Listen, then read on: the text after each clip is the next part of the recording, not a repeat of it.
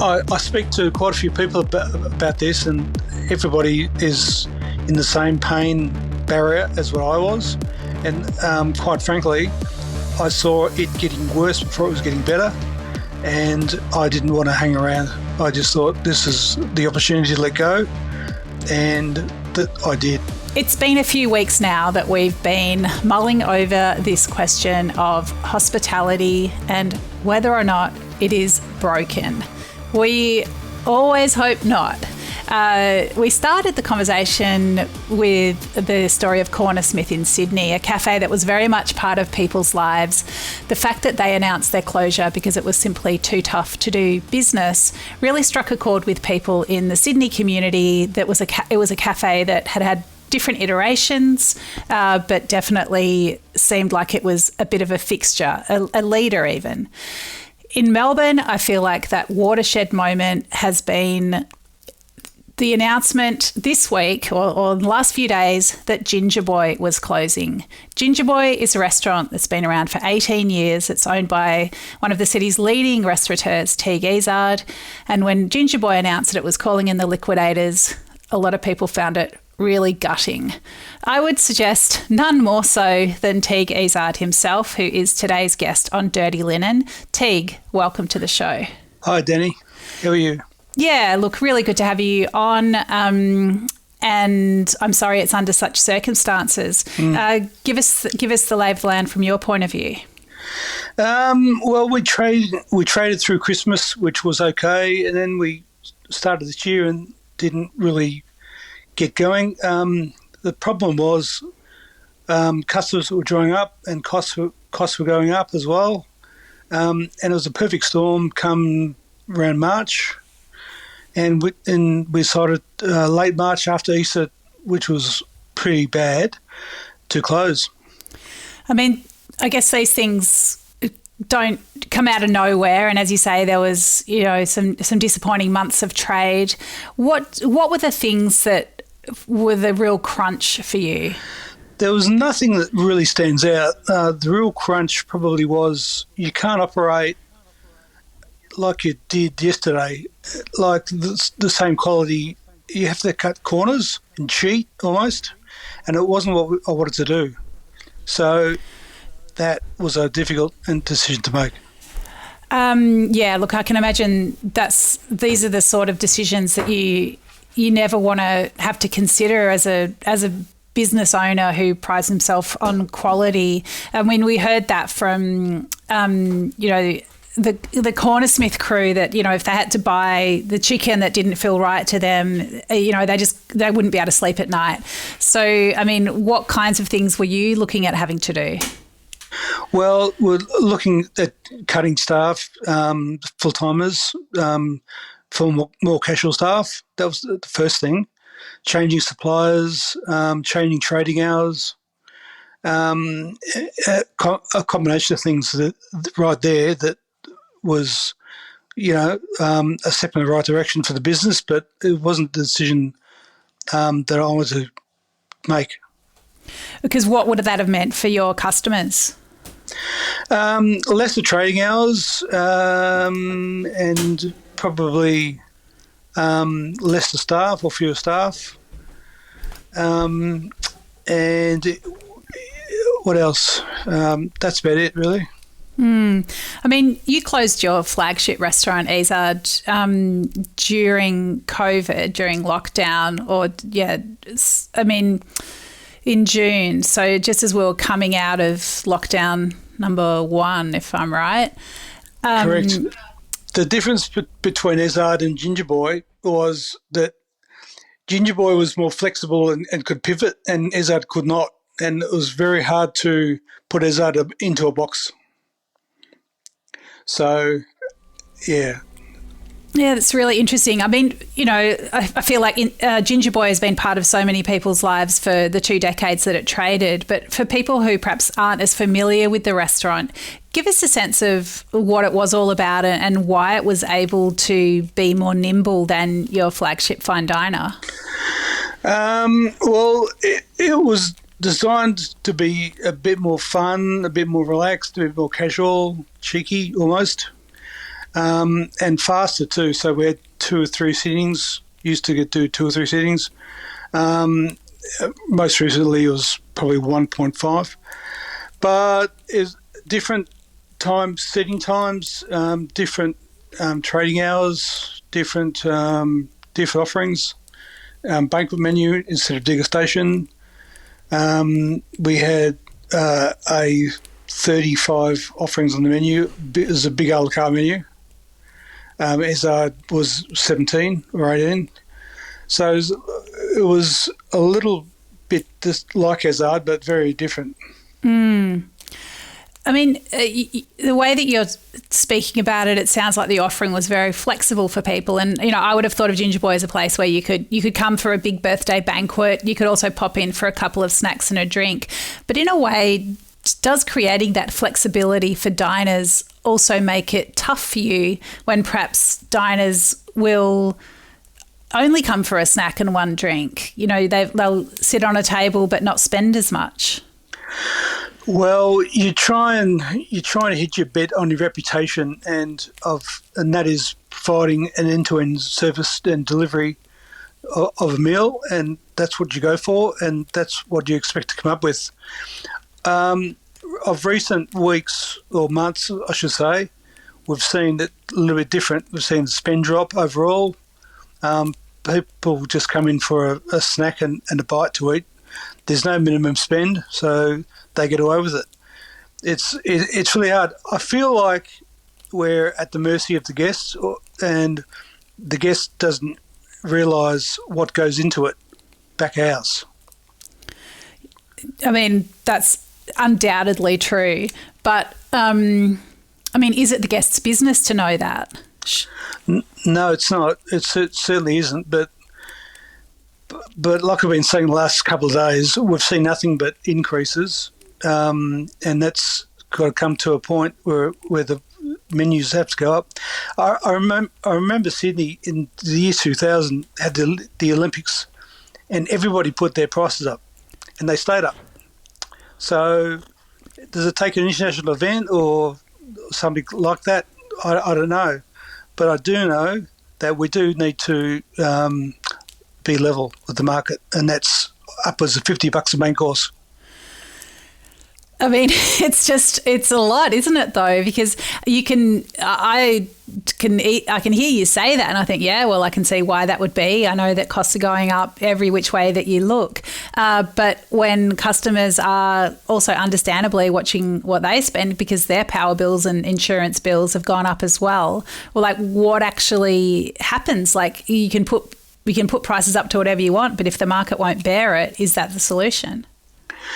That's not really a solution. The only thing you can do is offer more than what you would do. For example, our $95 banquet menu, we had an offering for guests on a function for $75. Pre-theatre menu prices and on banquets. So you've got to hedge the bet. Yeah, I mean I just can really feel that struggle of trying to protect the business, but also trying to create value for customers at every step. But I guess the fact that you're closing means that it just wasn't possible to find the right balance. Correct. Yeah. How are you feeling, Teague? I'm feeling that it was the right decision to make. I'm feeling a bit dismal about it. But I know that on the other side will be better, and I think that the next 3 months will see a bit of change. I think that prices may adjust themselves. Places will close, unfortunately, but we all have to learn that this is just a cycle we're in, and it's really dirty. Yeah, I mean, can you imagine gathering your resources and opening another restaurant? I'm never going to say never, never. But I plan to take a few months off and see some people and some faces and friends and family I haven't seen in years, and spend a bit of time in Queensland. Get out of it all. That's right. I mean, calling in the liquidators, often businesses do that when they need to restructure, like there just isn't the money in this entity. And often it suggests that there's something, a bit of a conversation with the ATO that hasn't gone as it might. I mean, is that the case with Gingerboy? No. The good thing about Gingerboy was everything was up to date. Super, wages, supplies were end of month, ATO, everything's up to date. So I've got no qualms with that. Oh, I mean, that's really good that at least you can close and walk away and feel pretty clear-headed about it in that sense. Yep, that's right.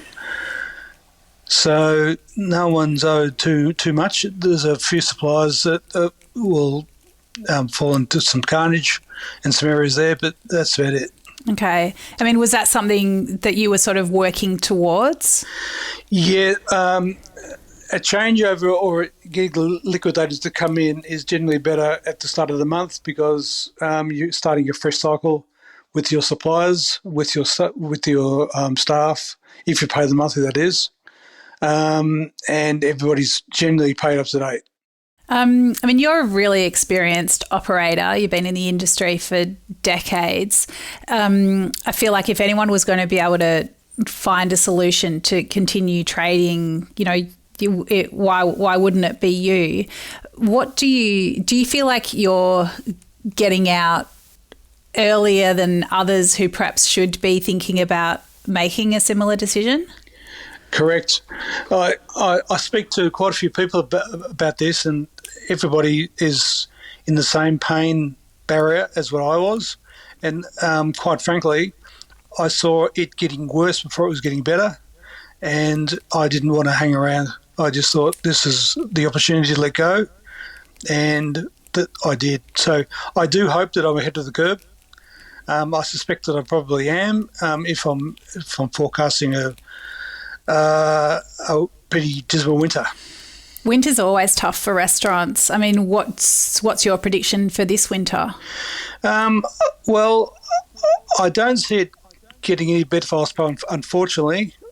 I would like to paint a brighter picture, but I can't. I think the next 3-4 months will be really challenging. I mean, are there restaurants, like whether it's the type of restaurant, the location, the way it's structured, that you think might be more insulated from this crunch of increased costs and reduced spending? Like, are there any types of businesses that you feel are doing better? Some of the newer restaurants are busier than us. I think being new certainly helps, being flavour of the month. And I would say that that's where the market is generally absorbed or headed. Yep. That's interesting, isn't it? Because I mean, that's you can't do it. You can't stay new. So, but this is restaurants are generally a long game. So I don't know how do you reconcile that? Yeah, it's a hard one, but I just think that's the position everybody's in. I mean, are you able to, I get that you're pretty bruised at the moment, but are you able to look at what it is that you loved about hospitality? I mean, is the state of the industry now, has that sort of grounded out of you? A little bit, yeah. It has. The thing, it's not so fun anymore. It used to be fun. Diners used to have a great experience from start to finish. Now they only eat half as what they did, drink as half as what they drunk. We used to be attractive and buoyant, and that's what was exhilarating. That was what was fun and crazy. It was a great time. I used to have a manager in 2012, and I told him to wear long socks on Fridays and Saturdays, and he looked at me strangely, and I said, "Where else does the cash go?" Those days are gone. Oh my goodness. I mean, what has business been characterised more by in the last month's Teague? Has it been more like poring over spreadsheets and just looking at where you might conceivably make any further cuts? Yeah, well, you can only cut as far as you can cut, I guess. We looked at many things. We even looked at some takeaway models across the road, signing another lease. We looked at a few things, and we thought, well, this is what we do mainly. This is Gingerboy. We're not going to do anything else, and we decided to close. I mean, are you able to dine out with any joy and relish, or is it are you too burnt by restaurants? At the moment, I'm feeling like I'm a little bit burnt, but I also feel that there's light at the end of the tunnel. I think we're in a cycle and it's round, and we'll get out of this. So, I mean, what do you think will be, whether it's government levers or things that businesses can tackle themselves, what are the things that are going to create change and bring us around to a sunnier part of the cycle? It's really up to the diners. I think that they need to frequent their restaurants more often, particularly early in the week, because weekends don't feed a restaurant. The lights and the gas goes on 7 days a week. I think that in the CBD, they've got to lessen the parking restrictions, and working from home has really killed us, lunches and during the week. So working from home needs to be restructured. We need to get some office people or groups back into restaurants. Yeah, I mean, so as you're talking, like some of what I'm thinking is, well, how can people spend more in restaurants when they're struggling themselves? I mean, these are bigger questions, aren't they? They can't. Yeah, that's right. Yeah. The only way is to give the diners some relief, and that was what Melbourne City Council did so well during COVID, was giving diners there were coupons, which were great. And that drove the customer to spend more. Yeah. Well, I mean, what advice could you give to operators who are, looking at their own businesses and finding things really tough? What advice would you give them in terms of enabling them to continue to trade, but perhaps knowing when also to call time? Well, the thing is, I think where you need to be on the radar with your personal guarantees, because they can suck up a lot of cash. So be privy to what you've signed for in the past. Know what you owe to your landlord and your ATO tax-wise, and your suppliers and wages, and just know where you are and when you can pull the pin, I think is the biggest thing that restaurateurs need to realise. I think second to that is on the trading side of things. Look, I can say that main courses need to go up. I don't think the industry charges enough. I personally don't think that we get enough for what we do and for what we consume to keep lights on. I don't know. I hear you, but I just come back to that thing. Like if someone can't afford to pay $60 for a main course, what's going to happen? Well, unfortunately, for most restaurants to have that experience from start to finish, you need to pay that price. You need the best staff. You need the best. You need to be attractive to staff. You need to pay the power, pay the gas, pay the electricity. You need to stay open. Yeah, well, I mean, I can understand why I feel like we were at a bit of an impasse and going around in circles, and that's actually why you've closed, right? Yeah, that's right. Yeah, because you just come around. It's like it's fantastic to put your main course up to $60, but it doesn't really work if you've got an empty restaurant. No. I think what Melbourne needs is a big international event like Olympics were held in Sydney in 2000. We need something that's going to bring a lot of customers. We need something that's going to bring a lot of diners to the city, and it'll punch drunk or do something to diners to inflate prices, and that's where they'll stay. Well, Teague, finally, I don't know how to end this conversation. I just feel like it's just sad, basically. The positivity out of all of this is we're in a cycle, and it's only going to get better. There's blue sky coming. Yeah. So what do you say? Is hospitality broken? I would say it's not broken yet. We've got a little bit to go, but it certainly is on track to breaking itself, in my opinion. Yep. So where's the blue sky come in? Well, the curb is going to get better eventually, and I don't know, is it 2, 3, 4 years, 5 maybe?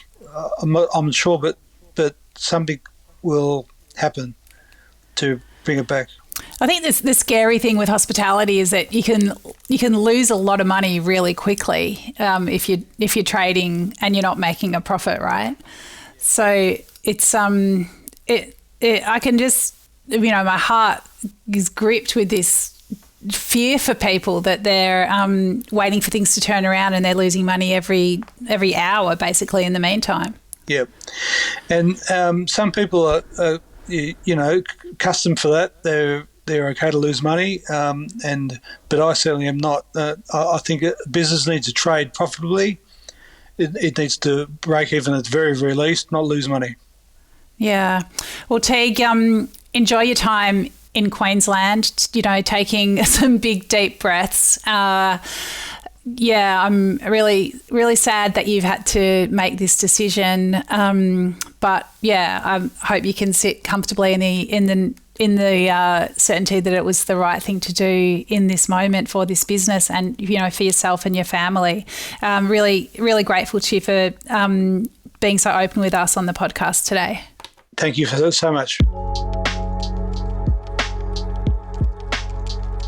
This is Dirty Linen, and I'm Dani Valent. We air the issues that the hospitality industry finds hard to talk about, hearing from different people with unique perspectives. We want to hear from you as well. If you have something that needs to be said about a topic, get in touch so we can include your perspective. Contact us at dirtyLinen@deepintheweeds.com.au or hit us up on Insta at Dirty Linen Podcast. We can't wait to hear from you. This